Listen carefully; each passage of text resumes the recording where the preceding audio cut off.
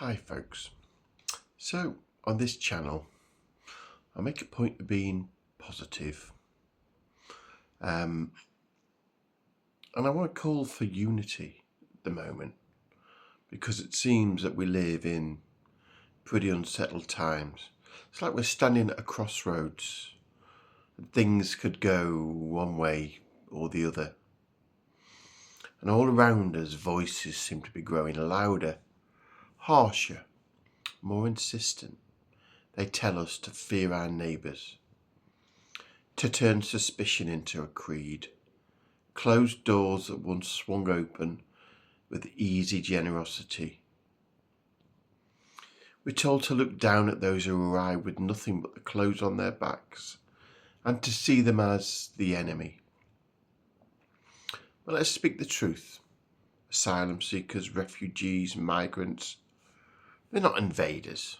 They're human beings, carrying with them stories of loss and survival, of families torn by war, of homes swallowed by violence or hunger. And this isn't new. Throughout history, people have moved, people have fled, people have sought sanctuary. From the Irish fleeing famine, to the Jews escaping persecution, to families displaced by empire and war. It's the oldest story of humanity.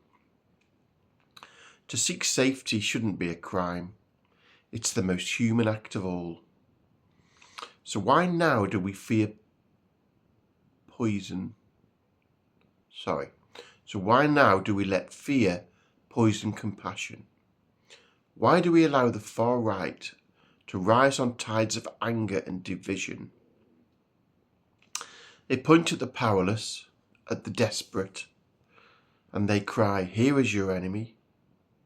But it's a distraction, a cruel sleight of hand. The real enemy is not the family in the dinghy, not the child clutching their mother's hand. Real enemy is exploitation. The corporations that profit while wages stagnate. The landlords who squeeze us as housing crumbles.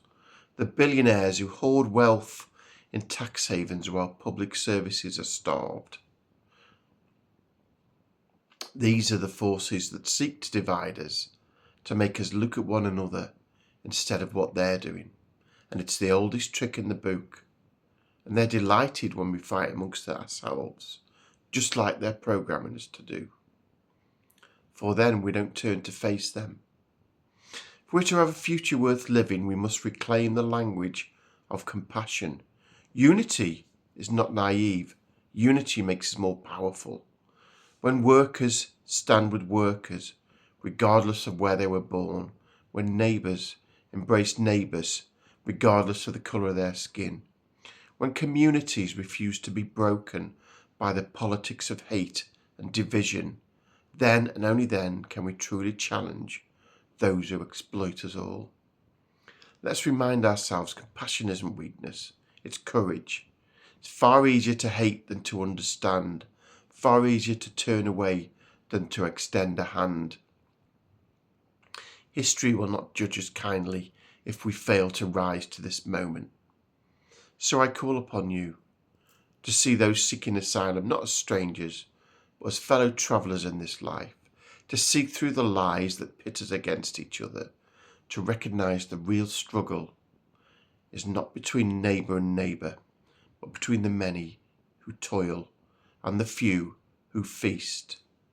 Let us resist the drift to the far right, not with anger alone, but with a vision of something better. A society that refuses to bow to fear, a society that refuses to bow to fear,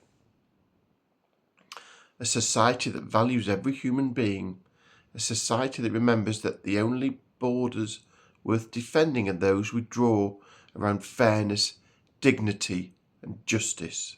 Together we're stronger, together we rise, together we can make compassion the heart of our politics once more. Thank you for listening.